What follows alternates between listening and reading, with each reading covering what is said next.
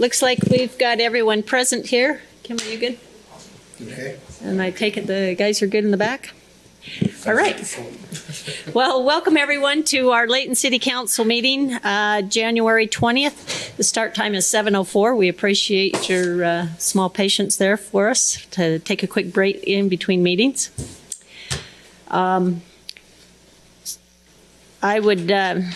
This month is my month to conduct the meeting.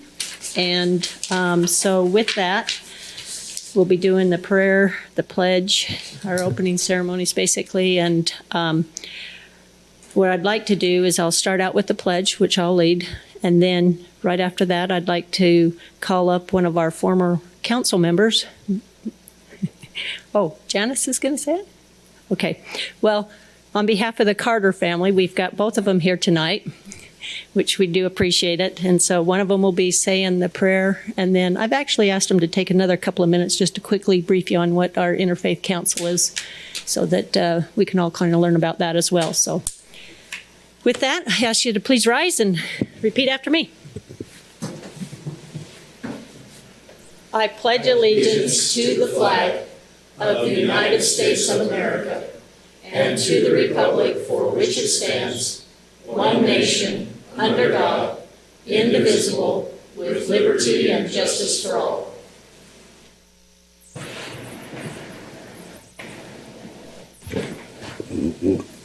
Our Father in heaven, we are thankful to be here this night. We're thankful for our many blessings. We're thankful for the blessing of being able to live in this great community, in this great state in our nation. We pray for thy guidance, for thy hand in directing those who govern our nation and our state and our city, and pray that thou will bless and guide them, that they will be fair and honest, and look to thy help for guiding the issues of this city. We pray for thy spirit to be in this meeting tonight, that all will go well, that things will be civil, and pray that we can be good examples of civility and kindness and respect, and that we will always do our best to stand for truth and righteousness. We pray for the people of our city, that they will feel united and feel like the best is being done for them that can possibly be done under any circumstance. We pray for thy guidance and give thee thanks for our many blessings, and pray for these things in the name of Jesus Christ. Amen. Amen. Good. Scott, you want to take a few minutes right now?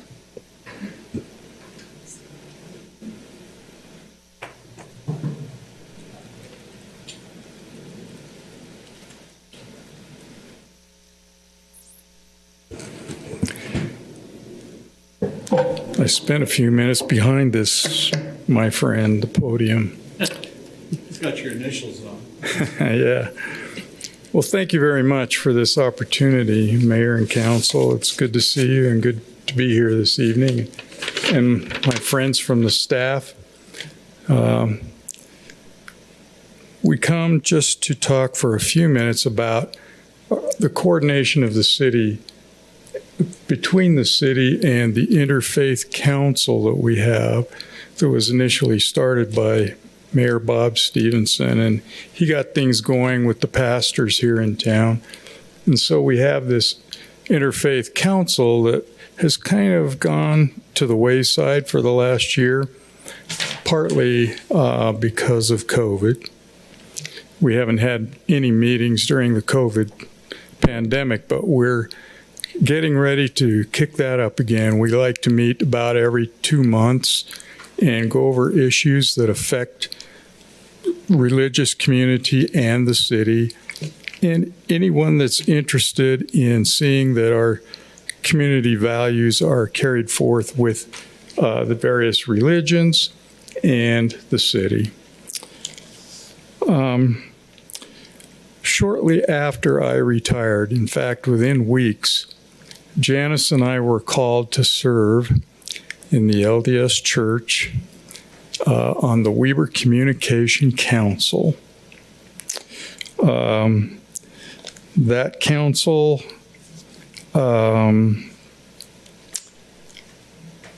covers an area actually from the north line of Weber County to the south line of Layton. So our responsibilities cover that entire area, and we do various things in the area. About 7 or 8 years ago, Mayor Stevenson, as I said, began going around to the various religious pastors to try and get them to come together as one and serve in this interfaith council. And for that period of time, we've had great support from the city and great support from the pastors and Father Sandoval and different religious groups, and we include the Buddhist monks as well in that community. It's something that we would like to get more fire under right now and get things moving along. We think we have issues that need to be addressed by both the city and the Interfaith Council. So we're asking that the city stay intimately involved with that Interfaith Council to help provide motivation for those people to come together and serve as one. Just a little bit about what the Interfaith Council does and what the Weber Communication Council does.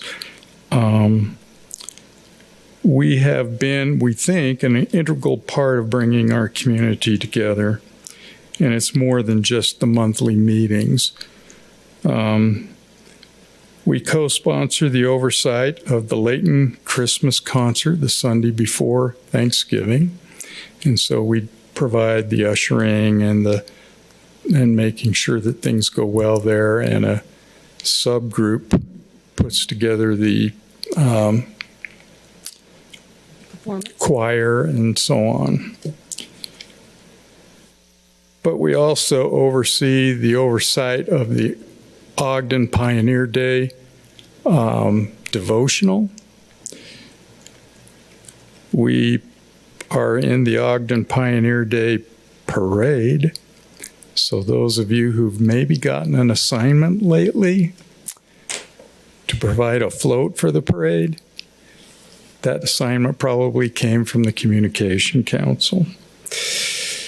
We also provide a fall interfaith concert, and that is done at the Ogden Tabernacle.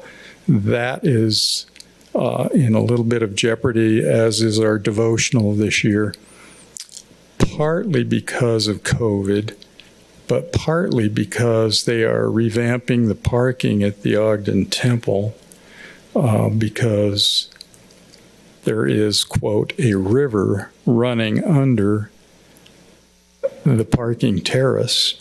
So they have to get down and under the terrace and get control of that river.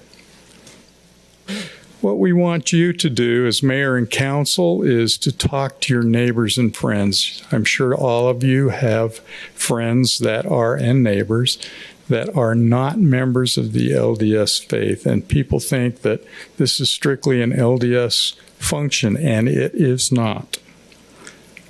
It includes all of the different religions in this city, all of them that we've been able to find. Now, we know that there are some that are practicing out of a home that maybe have 4 or 5 members that we just can't find, but they're out there. We're trying to build bridges of unity, respect, service, trust, and kindness among all of our community. That is our function. That is our effort and focus.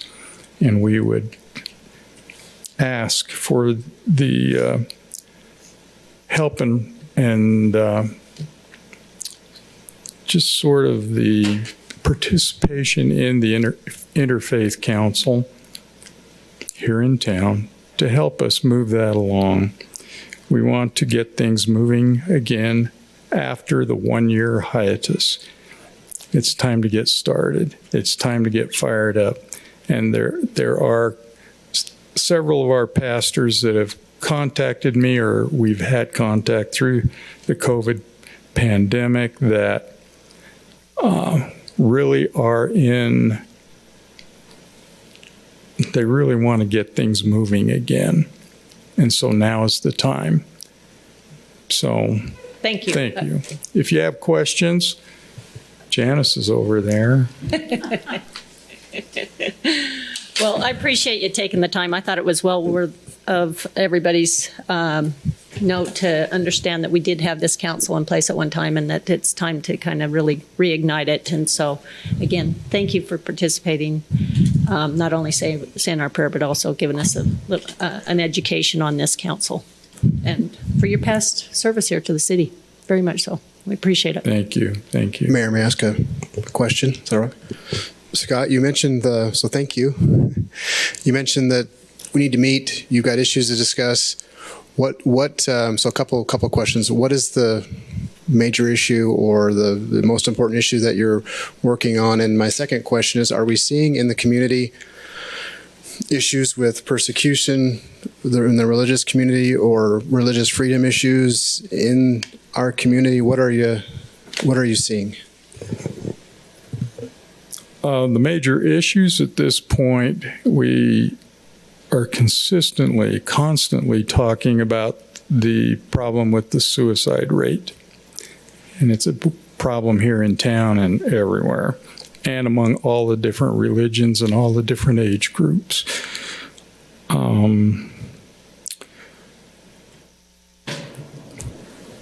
She's coming.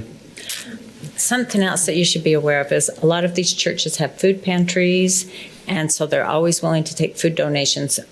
But also, if you know people who are in need of food, Christian Life Center, Layton Hills Baptist, Faith Baptist, Nazarene? Church of the Nazarene, they all have food pantries or food. They give out food, okay, have a day and time. Church of the Nazarene gives out food every Wednesday evening, I think at 7 boxes of food. So just be aware of that. If you have friends or neighbors or family members who are in need, they're a good source besides our own, I guess, Bishop Storehouse, another source. And we've helped a lot with that. We've volunteered a lot with food things. There is some, unfortunately, some bullying, we'll say, of other faiths, particularly by LDS. At least that's what I'm told by pastors that grew up here in town, but were not of the LDS faith. And they worry about their congregation, the kids in their congregation. And the congregations, typically from other faiths other than LDS, come from wide areas. It's not just Layton. They come from as far as Holiday and Logan, North Ogden. So it's hard to just get a handle on it in Layton. But yes, it does. Persecution is out there, unfortunately. All right. Well, again, thank you. I really appreciate you helping me out Thank tonight. you. Thanks for the opportunity. Yeah. Okay, council, I need to get the meeting called to order, and I do need to recognize one special individual sitting out there in our audience. She happens to be one of our student council kids. Her name's Kara. She was also there last night helping us out, so thank you for attending. Okay, council, I need to have a motion regarding our minutes for our city council meeting on March 4th, or if you have any corrections to those minutes. Okay, no corrections? Anybody want to make that motion? Do we accept them? Sure, I'll make the motion to accept the minutes of Layton City Council meeting March 4th, 2021. I'll second it. It's been moved in second. All in favor? Aye. Any opposed? Okay, thank you very much. We'll now move on to our municipal announcements. So I'm not sure if Councilman Day, do you have any announcements maybe that you'd like to share with us? Councilman. Oh, sorry, I looked at Thomas. Between you two, I get. Just so you know, Yeah. I'm the ugly one. The only thing I think that is I won't argue.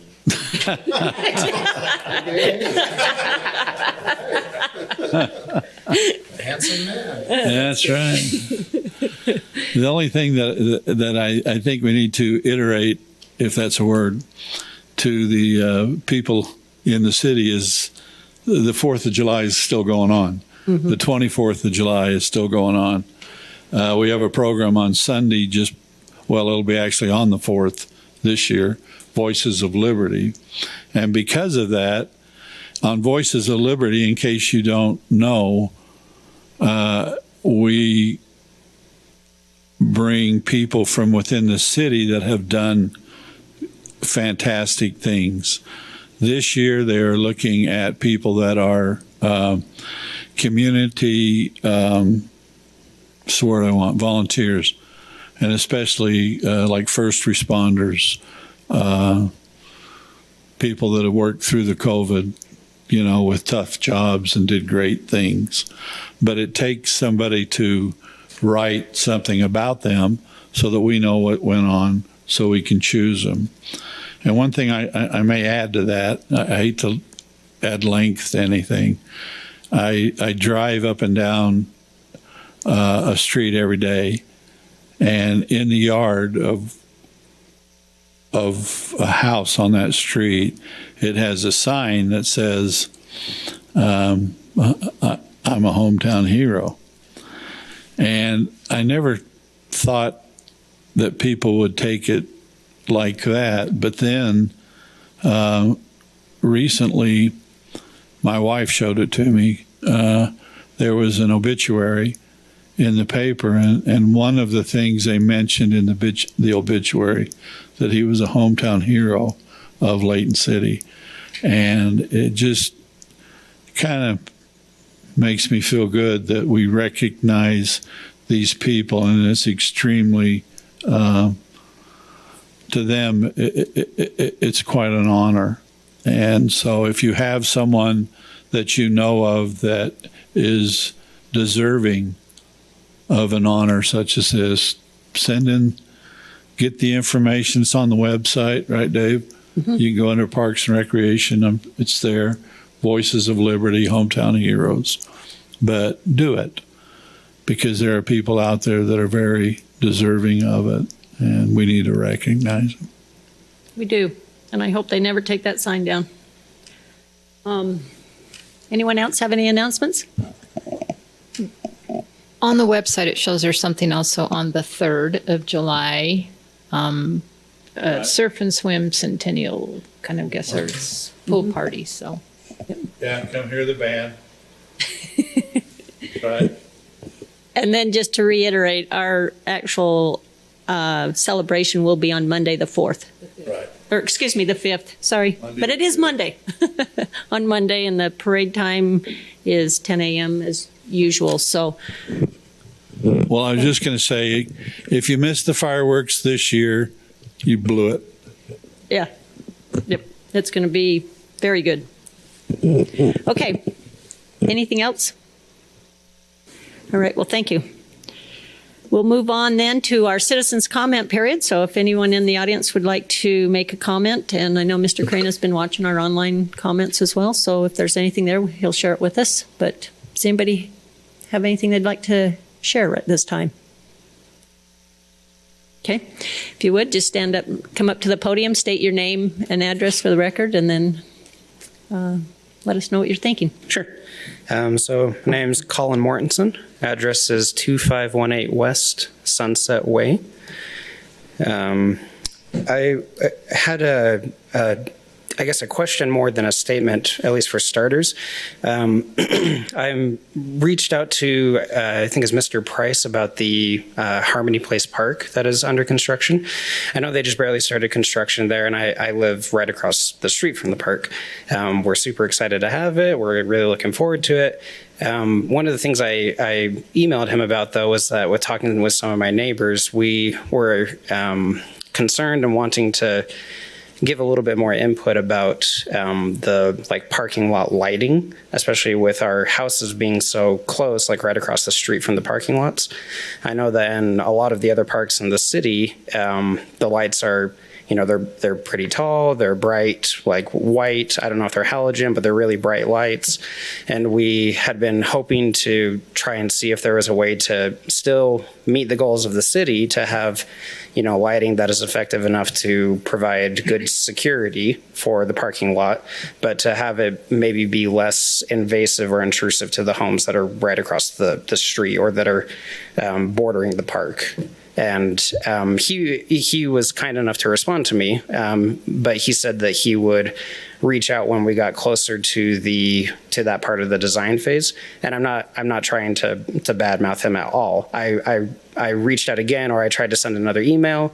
I didn't receive a response. That's fine. I'm not worried about it. But mostly, I just wanted to see, is that something that I should be addressing to the city council and talking about, or is that something that would be better off talking with the Parks and Rec meeting, or is there a better venue to discuss that? Actually, this is your place. I appreciate it. And the fact that you are coordinating with Mr. Price is great. And I can assure you, with the attention you've brought to this council here, we will definitely help oversee that. And most likely, I can't speak for them, but most likely I'm sure they'll probably have some type of, whether just the way they angle it or shielding to prevent the light spread, I'm sure would take place into the neighborhoods, because I know that they did discuss it in the original plan. Okay. I think just as far as the exact angle details, he probably isn't prepared to tell you at that Right, time. and I understand that. Mostly it was just the fact that they were starting construction, and so we didn't want to have missed our window of opportunity, if that makes sense. Okay. So, well, I'll tell you what, Mr. Price is here, and he would like to address you as well. So okay. I'll let him speak. Okay, perfect. Sir, thank you. If I could join you. Yeah, please.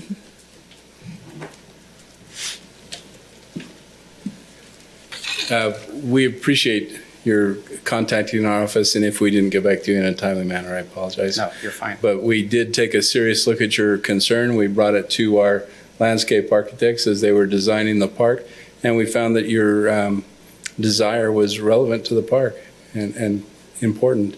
The parking lot lighting has been developed so that it is directional by nature, and it is focused to the parking lot. It actually meets the dark sky components of lighting, and so I think you'll find that it does not intrude as much as some of the larger, older fixtures that you see. Perfect. There will be the standard city poles along the street. Okay. As part of the subdivision development, which is the standard style the city uses. But as for the lighting inside the park, we did appreciate your concern, and we actually implemented that. So if you'd like to contact our office, we can give you the actual details of what we chose. Okay. I'd be curious, but I appreciate that. Thank you. That'd be great. Awesome. Okay. Okay. Thank you. Appreciate the time. Thank you very much. Okay, is there anyone else? Mr. Crane? Yes, just one online comment from Paul Hubenthal. And he just indicated for council meeting comment, he says, cars are encroaching on bike lanes while making right turns, putting cyclists at risk. What measures can be taken to correct this? And it's probably likely that we'll have the police chief respond to this, just to let him know. And then it is a problem. It's an issue because cars think that the interior lane is a turning lane oftentimes. Right. And so there may be some things we can do, but we'll submit that to the police chief and see if there's anything we can do. Okay. All right. Very good. Thank you, Paul, for submitting that. Okay, if that was the last one, then I think we'll go ahead and carry on with our meeting. We'll move on to item number 5, which is our consent items. We have 2 of them. The first one is a resolution authority to exchange property between Layton City and Brenda Eller, I guess is how you'd say that. And anyway, I'll let Mr. Crane present that to us. It's Resolution 21-17.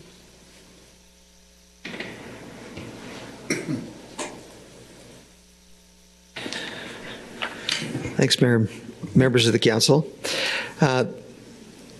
I think we have a drawing on this. Yes.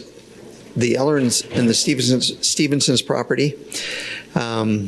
This situation dates back all the way to the time that the subdivision to the south was constructed and a detention basin was actually received by exaction from the developer at the time.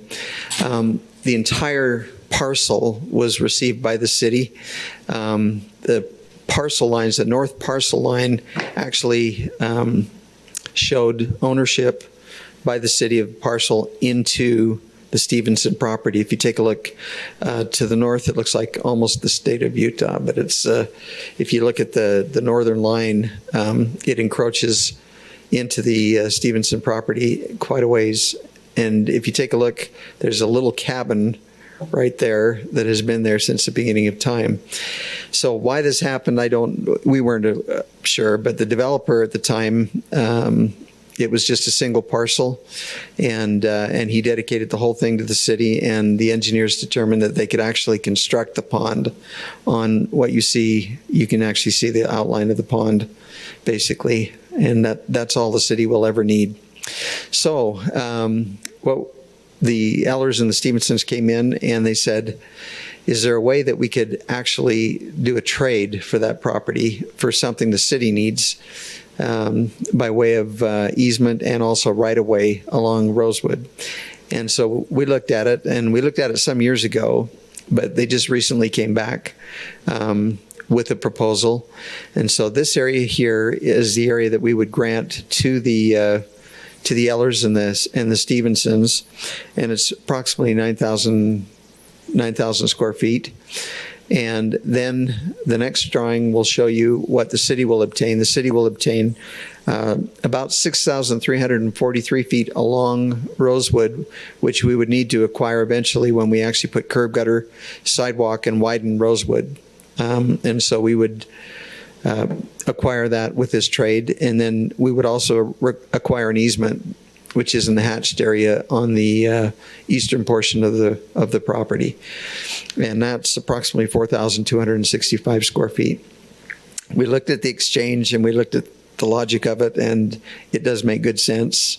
The property that the city owns is right squarely in a quarter or a third of their backyard, and the property that the city needs is in the right of way that we would need in the future to widen that road and actually put curb gutter sidewalk there. So with that, staff would recommend approval of the exchange of property.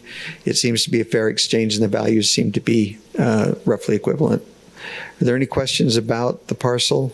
So I had a hard time finding this because 500 North Adamswood, there's also another regional detention basin too that's surrounded by like the mortuary and the apartments and stuff. And I'm where are we talking about? Yeah. So having had that particular picture, because this detention basin's up behind a chain link fence with slats. And so until I drove around and saw the reeds growing, I had no idea where we were talking about. Oh, okay. So just FYI. But what's the purpose of the easement to enter in off of 575 North? That I get the Adamswood Road, but then there's that other Access easement. 3 point whatever acres, that's hatched, because the gate to the property is further to the east. So what would be the purpose of that? Just if we ever needed to expand the pond, Oh, okay. we could expand it a little bit further. you never know in the future. We just wanted to plan for the future to make sure that we had enough space to be able to expand it if we needed to. Yeah, because you've got this detention basin, and then across the street, that subdivision, that's the senior homes, has their detention basin. And then just on the other side of Adams, would you have the huge detention basin? Yeah. So I'm thinking, my gosh, is there like lots of water up there? So they all service different uses. One is more regional. The big one that you see is regional. It collects water from a totally different area than the other two do. The other two are local to the subdivisions that were created. But that big one, literally, it takes water from a lot of the east part of Layton and north of that. I can't tell you exactly how much, but it is a major line. It's a major line, so that it services. Thank you. I think that was good. Anybody else have any questions? Okay, thank you, Mr. Crane. We'll move on to item number B, which is a bid award. So I believe Mr. Price is going to address us again regarding some pickleball courts.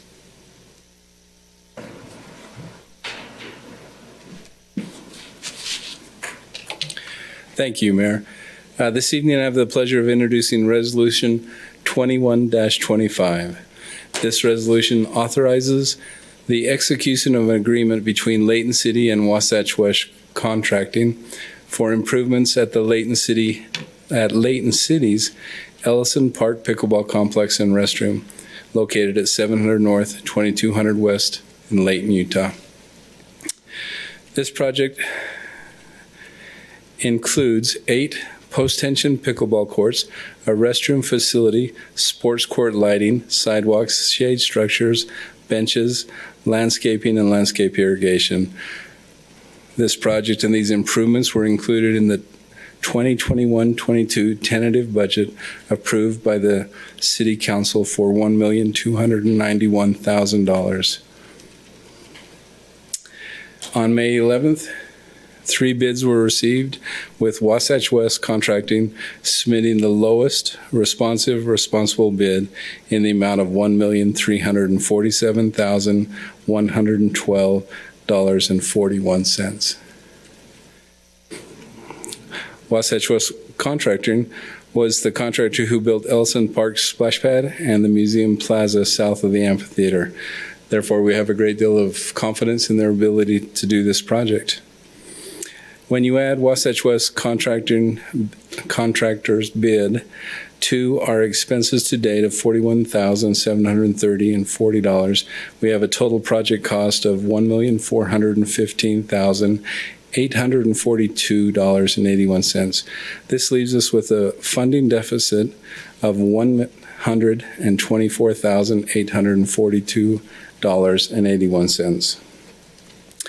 Staff proposes that we increase the 2021-2022 ramp budget request for this project by $125,000.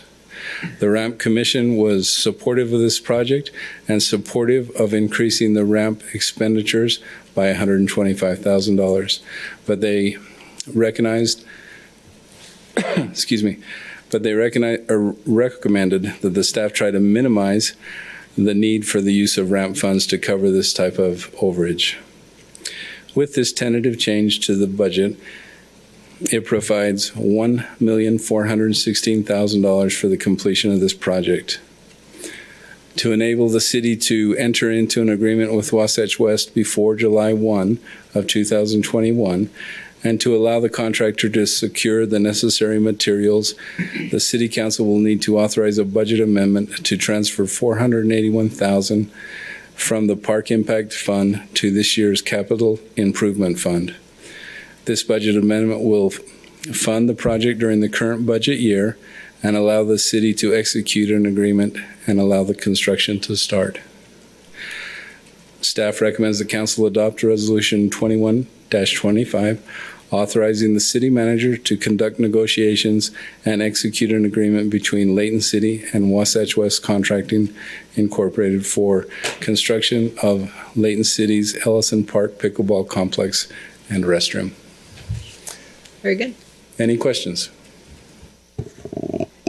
I'm all for this, but On my copy in here, it shows the shortage is $157, not $125,000. So can you explain to me where the other money comes from? Which document? On the little, so if you look on this chart right here, when you look at the very bottom, it says the complex and restroom funding gap is $157.17. So that demonstrates what the funding gap is after we increase the ramp fund to. Of that 125,000, okay. So that gives us a little bit of extra, 157 to in the positive. Any other questions, council? Oh, thanks, Dave. We had a nice discussion. I remember when this came about, and you were very receptive to what we kind of wanted. So we just thank you. I mean, you had to do some work to get it to this point, and we just appreciate you, all you do. So thank you. Thank you. That's kind of you. Okay. Council, that brings our consent items to, well, we only had the two, so basically I need to take some action here regarding both items. Does anybody would like to make that motion? Sure, I will. Madam Mayor, I move that we approve Resolution 21-17, the resolution authorizing the exchange of property between Layton City, Brendan Ehlers, Corin Stevens, and Adam Stevens, and Resolution 21-25, the bid award to Wasatch West Contracting for the Ellison Park Pickleball Complex and Restroom. Second. Okay, it's been moved in second. All in favor of our consent items, say aye. Aye. Any opposed? Okay, very good. Thank you very much. We'll now move on to our public hearing. And tonight we have one item, which is a rezone request. And Mr. Chad Wilkinson will present that item to us. Thank you, Mayor, Council. This is a proposal for a zone map amendment from BRP and CP3 to MU. The property is located about 1481 and 1513 North Hillfield Road. Bring up a copy of the map here really quick. The location of the property is shown there in with the red dot. You can see that the loop road for the mall is right there on the southwest portion of the property. Go to the next photo here. This is an aerial photo showing the property. The existing zoning is overlaid on this photo.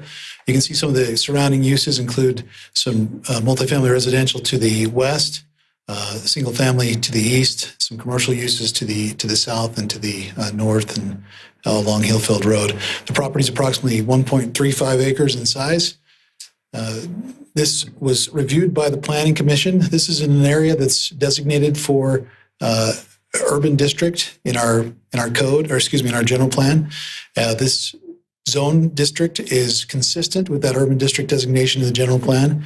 The Planning Commission reviewed this and is recommending that the council approve the proposed zone change to mixed use as contained in Ordinance 21-11. And I'd be happy to answer any questions if I can.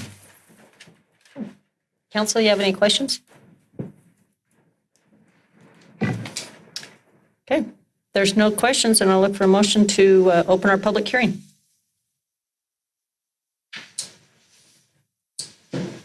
Hello? I make a motion to open the public hearing. Thank you. Okay, this is a public hearing, so we'd invite anyone who would like to make a comment on this rezone request to please step up to the podium, state your name and address for the record.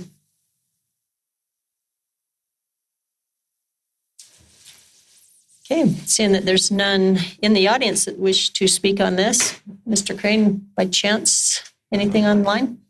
Nothing? Okay, council, any other questions? I just have one for Gary. So Gary, I just need to state my opposition reasons, correct? That would be good. Okay. In the discussion.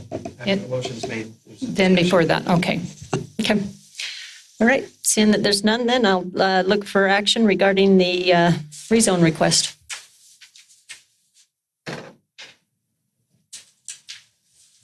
I make a do I have to wait 30 seconds? No. I make a motion that we approve the mixed use change. I can't see anything in here. Ordinance 2111. Second. Close Do we want to close the public hearing? public hearing.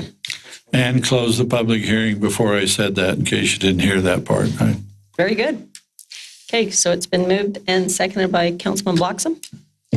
So council, is there any discussion on the motion, on this motion? Okay, I'm going to make a statement. Most of you heard this in the meeting, but I was involved in the general plan for 5 years, and so I think I'm entitled to my opinion on this, whether or not everyone thinks I'm wrong in this, but this is my opinion on this. I think this is an area too great of to be giving up the business and other zoning that currently sits on this. I'm concerned that we're giving up valuable office space zoning that is mentioned in our urban district with the general plan. The general plan talks about office in this area, and so as part of this whole urban development, so I don't understand why we're giving it up. The second thing is I have a concern over these flex use, or we put these condos in multi-use zonings.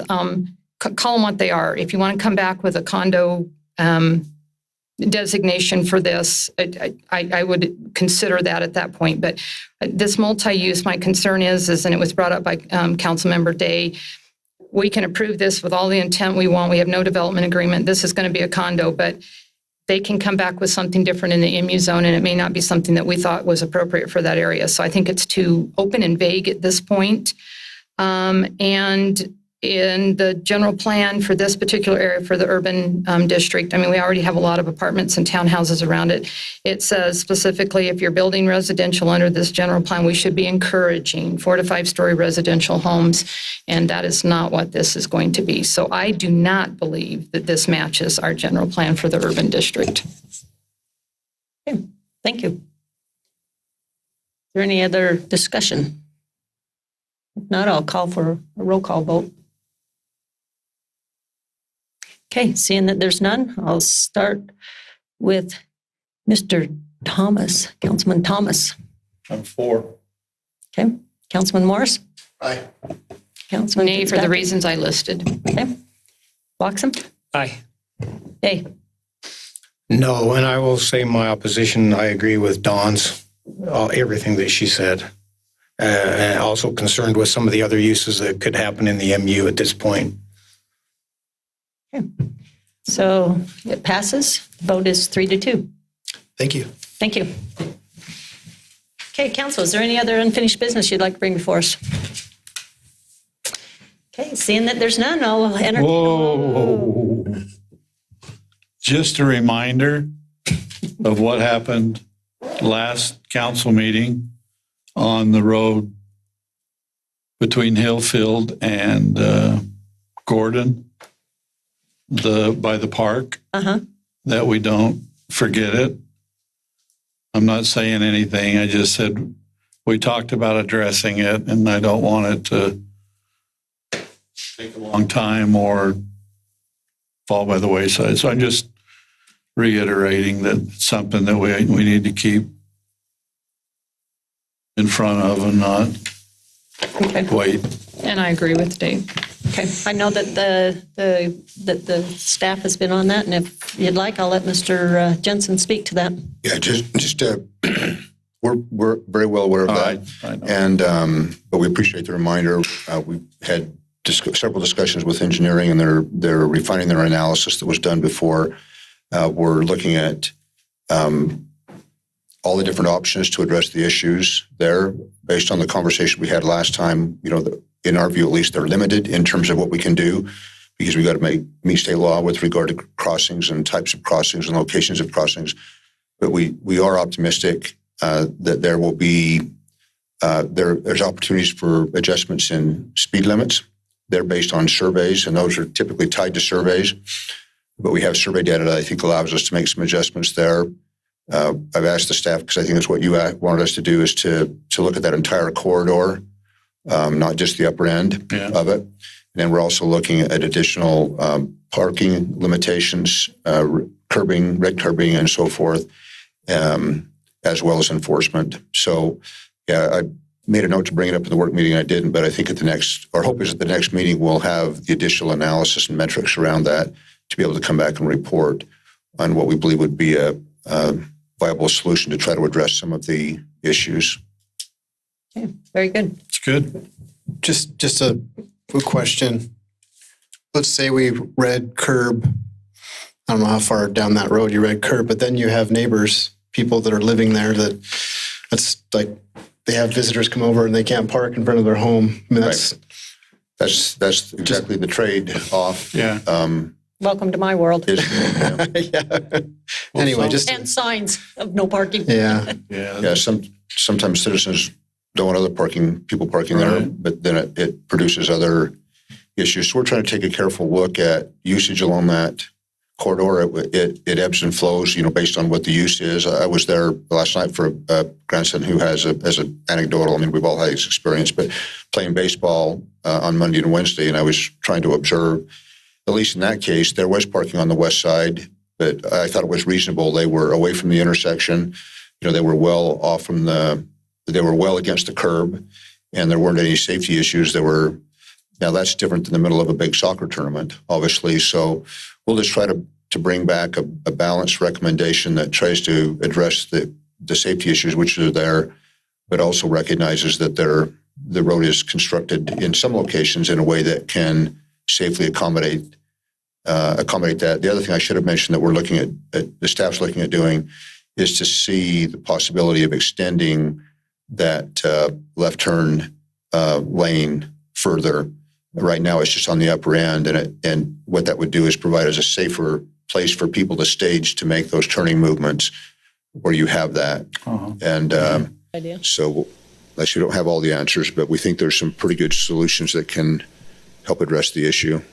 So I have a question, Alex. If the parking on the west side is more during the high tournament times, is there a possibility rather than redlining to put up signs during those tournaments stating, no parking along this street during those times? So we're not restricting the neighbors people from having company.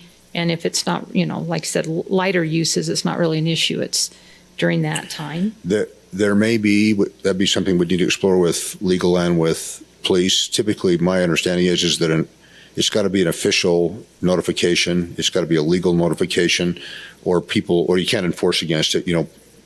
Now, hopefully out of goodwill, if people saw a sign there, they would not do it. If someone did, we may not have the ability to enforce it, but that may be one of the options to consider as well through that. There's only one home right now that would be affected as far as a frontal. The two on the north end have red, whatever you call it, curving. Then there's an open field, and then there's the road, and then there's a side yard that's not red lined, but then there's an opening to another home that has no curb, so I don't know what you do there. But I was a little concerned when I drove by the last time today, like in front of the fire station to the west, none of that's red curb. I just thought that, I don't know. I haven't seen anybody park there, but they could.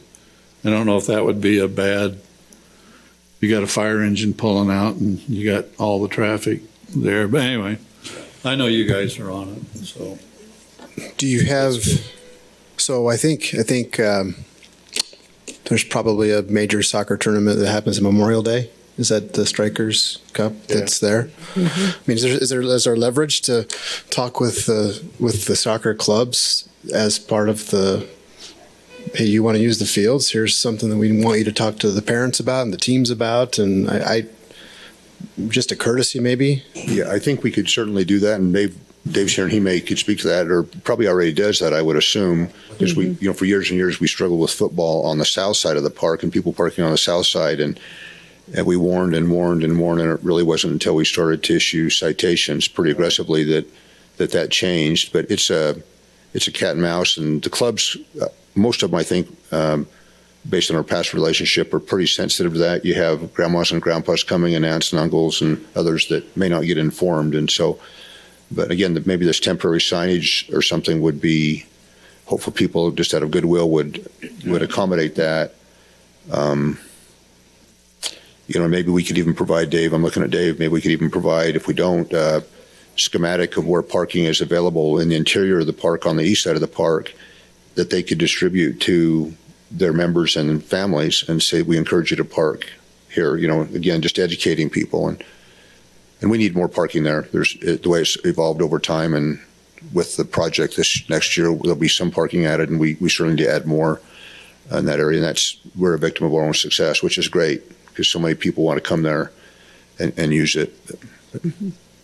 And to that point, we have tried to address that with some of these big clubs when they have their events, and also for our events. As Alex indicated, often it's the relatives of those people that are in the club, and so it's difficult to get the word out to them. But even when we do get the word out, we'll find that they park in the very closest location possible often, and they'll be on the curbside when across the park we still have open places in our parking lots. So it's a difficult issue, but we'll certainly strive to work on it.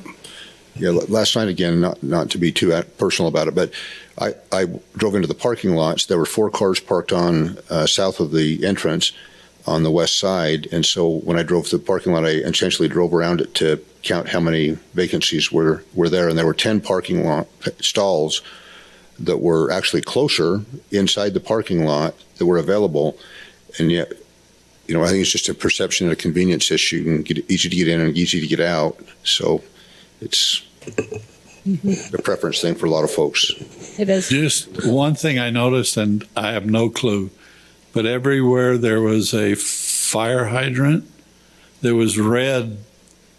There was no red on the curb. Now, I saw 2 or 3 of them, and it was interesting. I don't know, did we pour a new curb? Because you would think there would be a red. Yeah. So, but it was just kind of odd because my wife says, "How come you can't park in front of a fire hydrant, can you?" And I told her, "Well, yeah, in Utah you can. Canada you can't." Don't confuse people, Dave. I know, but that was anyway. It was interesting, and I just told her they probably just haven't painted it because you can't park there. We'll look into that. Yeah, look at it. It was if you got a driver's license, weird. you need to know that. Okay. While we're talking sidewalks really quick, I just want to say thank you that the sidewalks on King Street are getting done. Yeah. That's going to be really nice for those people that walk in the street. Hopefully they'll start using that, but they look like they're moving really quick on it, and good jobs. And they're working with the homeowners there very nicely too. So yeah, I agree. Okay, anything else? Let me have a motion then to close the meeting, adjourn the meeting. I'm so moved. Okay, thank you. Second? I second. Well, Dave, Mr. Thomas there is seconding them all. Okay. Our meeting's adjourned. Thank you very much. Thank you for attending, and have a good evening.